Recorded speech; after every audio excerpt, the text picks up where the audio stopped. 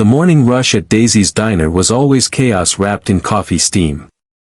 Plates clattered, waitresses shouted orders, and the old jukebox in the corner croaked out blues songs that somehow made the noise feel warm instead of wild. Among the blur of movement, Nia Brooks stood out, not because of her deep brown skin or the way her braids were tied neatly beneath her yellow visor, but because of her smile. It wasn't one of those fake, polite smiles people wear for tips. Hers felt genuine, patient, the kind that lingered even when the day didn't deserve it. Every morning at 7:45 sharp, right before the breakfast crowd hit full swing, the diner's doorbell would ring and a slow, uneven shuffle would echo across the tiled floor. The same old man. Always alone. Always with the same faded navy cap that read, U.S. Navy, retired. He'd sit in booth 7 by the window, where the morning sun spilled like honey across the cracked vinyl seats. Nia had memorized his routine: coffee first, 2 sugars, no cream. Then scrambled eggs, wheat toast, and a side of bacon that he rarely touched. His name was Mr. Grant, that's all she knew at first. He didn't talk much. Just nodded politely when she greeted him and spent most of his time staring out the window at the empty parking lot as if it held some secret memory he couldn't shake. But every time Nia dropped off his coffee, he'd say the same quiet phrase, "You've got kind eyes, miss." At first, she just laughed it off. "Guess that's better than tired eyes," she'd joke, tucking her pen behind her ear.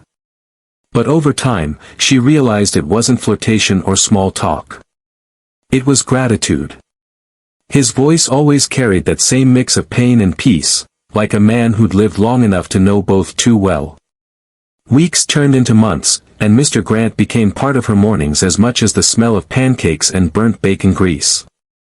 Some days he'd bring a newspaper and talk a little. Other days, he'd stay silent, lost in his thoughts. Still, Nia always checked on him more often than her other customers. She didn't know why, exactly. Maybe it was the loneliness that seemed to hang on his shoulders like a heavy coat. Or maybe it was because she saw a reflection of her late grandfather in him, quiet, proud, and too stubborn to ask for help even when it was written all over his face. One rainy Tuesday, when the diner was nearly empty, Mr. Grant struggled to pull out his wallet to pay. His hands were shaking so badly that the bills slipped from his grasp. Nia quickly caught them before they fell into his coffee. "Take your time, Mr. Grant." "No rush," she said softly. He chuckled weakly. "Guess these old bones don't move like they used to." "Don't worry about it," she smiled. "I got you." But that day, something in his eyes changed. He looked embarrassed. Almost ashamed. "I'll pay double next time," he murmured. "You'll do no such thing," she said, sliding his check aside. "It's on me today. Consider it a rainy day discount." The old man stared at her for a long moment, like he was seeing her differently. Then, for the first time, he smiled. A real one. After that day, they started talking more. She learned that his full name was Arthur Grant, that he'd served 30 years in the Navy, and that he'd lost his wife 10 years ago. He had a daughter somewhere out in California, though he hadn't spoken to her in years. Nia told him bits about her life too, how she was working double shifts to pay for nursing school, how she shared a small apartment with her younger brother, and how some days it felt like her dreams were just beyond reach. Mr. Grant listened quietly, his wrinkled hands folded neatly on the table. "You're doing good, kid," he'd tell her. "Life's not about where you start. It's about who you lift while you climb." Those words stuck with her. Soon, she began bringing him extra food, a small fruit cup, a muffin, sometimes soup to take home. He'd protest at first, saying she didn't have to, but she'd just wink and tell him, "Company policy for my favorite customer." Then winter came. The kind of cold that seeps into your bones. One morning, Mr. Grant didn't show up. At first, Nia thought maybe the weather had kept him home. But when 2 days passed and his booth stayed empty, she couldn't shake the worry clawing at her chest. She checked with the other waitresses, none of them knew anything. Finally, she grabbed her coat after her shift and went to the small apartment building a few blocks away where she knew he lived. The building looked tired, its paint peeling and its windows fogged from the inside. When she knocked on his door, there was no answer. But then, faintly, she heard a voice, hoarse and weak. "Nia, is that you?" Her stomach twisted. "Mr. Grant? It's me. Are you okay?" After a moment, the lock clicked. The door creaked open to reveal him standing there, pale and trembling, leaning heavily on a cane. The sight broke her heart. He looked thinner, smaller somehow. "I've been sick," he whispered. "Couldn't make it out." Without thinking, Nia stepped forward and steadied him by the arm. "You should have called someone." He gave a frail laugh. "Don't have anyone to call." From that day on, Nia started visiting him after her shifts. She'd bring soup, groceries, or just company. Some evenings, they'd sit by the window listening to old jazz records while he told her stories about his Navy days, how he once spent a year stationed off the coast of Japan, how he met his wife at a church dance in 1962, how they used to sit on their porch every sunset until cancer took her away.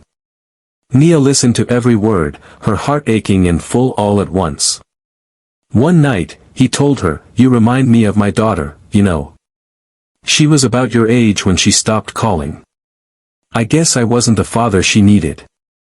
She reached over and held his trembling hand. "I think you're doing okay, Mr. Grant." He smiled, eyes glistening. "You keep saying that, and maybe I'll start believing it."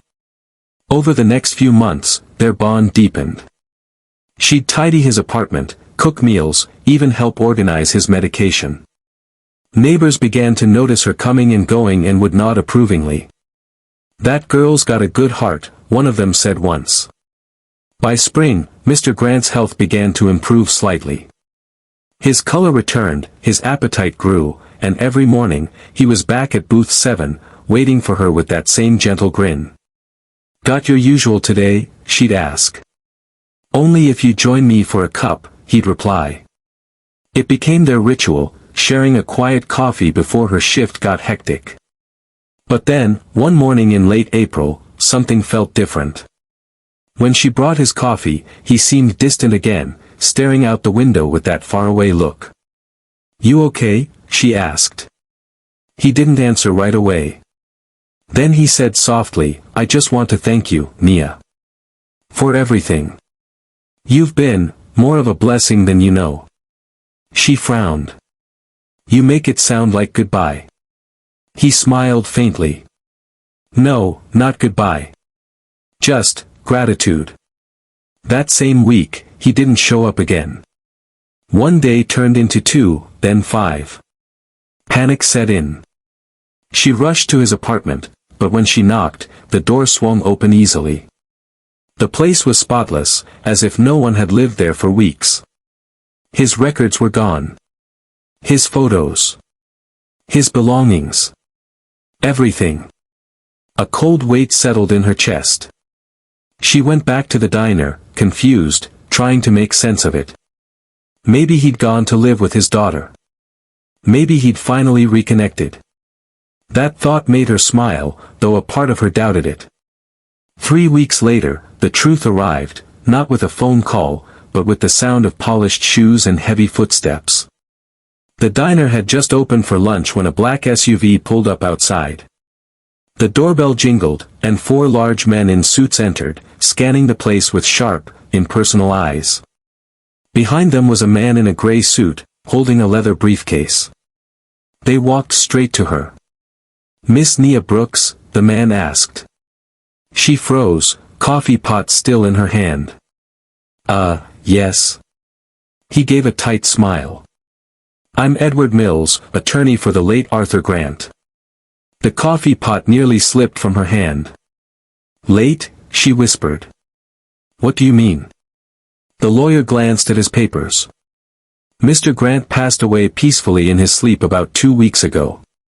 Her heart dropped. The room spun for a second. She felt the sting of tears before she could stop them. No, no, that can't be right. I was helping him. He was getting better. The lawyer nodded sympathetically but kept his tone professional. I understand this may be difficult. But Mr. Grant left very specific instructions regarding you. Me? She asked, stunned. Yes, ma'am. In fact, he mentioned you by name several times. Nia blinked, trying to process the words. I don't understand. The lawyer gestured toward the door. If you could step outside with us for a few minutes, I'll explain everything. Every eye in the diner followed her as she walked out, heart pounding. The men escorted her to the SUV parked out front. One of them opened the door, and inside was a sleek folder with her name typed neatly on the front. She hesitated before asking, "Why do you have bodyguards?" The lawyer smiled faintly.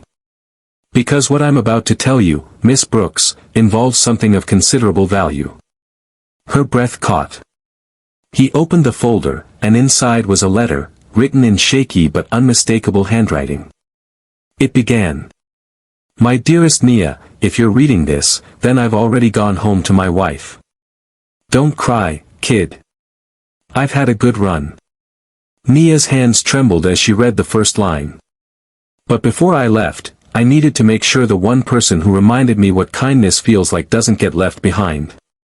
The lawyer looked up at her. Mr. Grant made a substantial change to his estate before he passed. He named you as the primary beneficiary. Nia's mouth fell open. Beneficiary? Of what? The man's expression softened. Of everything, Miss Brooks. His home, his assets, and something else that he wanted you to see personally. Before she could ask another question, one of the bodyguards opened a velvet-lined case and handed it to her. Inside was a small brass key. The lawyer's voice lowered. That key opens a safety deposit box at Ridgeview Bank. Mr. Grant left instructions that you visit it alone. Nia stared at the key, her heart thudding louder with each passing second. What's in the box? She whispered. The lawyer closed the folder. I don't know, Miss Brooks. But I believe whatever it is, he meant for it to change your life. Nia sat in the bank room, hands trembling as she turned the brass key. Inside the safety deposit box were three things, a photo, a stack of letters, and a folded envelope with her name. The photo showed a young nurse beside a hospital bed, Arthur Grant's wife. The letters were addressed to Eleanor, pages of quiet devotion. She opened the envelope. Arthur's handwriting explained that Eleanor had started a modest scholarship fund and that he had added to it. He wrote about gratitude, how Nia's kindness restored his faith and how he wanted her to finish nursing school without burden. He left his house and savings to her, the scholarship funded her education. Nia's breath hitched. Tears came. The check beneath the letter covered tuition and living costs. It felt surreal, an old man's careful planning giving her a second chance. Back at the diner, she placed a cup of coffee in Arthur's empty booth and promised to honor his trust. She enrolled, attending classes between shifts, studying late into the night. The scholarship covered tuition, Arthur's savings helped with rent and books. 2 years later, at a modest ceremony, Nia graduated. Standing in her uniform, she remembered Arthur's voice, life's about who you lift while you climb. As a nurse, she carried that lesson into every room. She volunteered at community clinics, sat with patients who had no visitors, and paid forward the quiet care Arthur had shown her. Sometimes she visited his old booth, leaving a fresh cup of coffee, knowing some people leave a light that keeps burning long after they're gone. Her life became a mirror of his final gift, service given without expectation daily.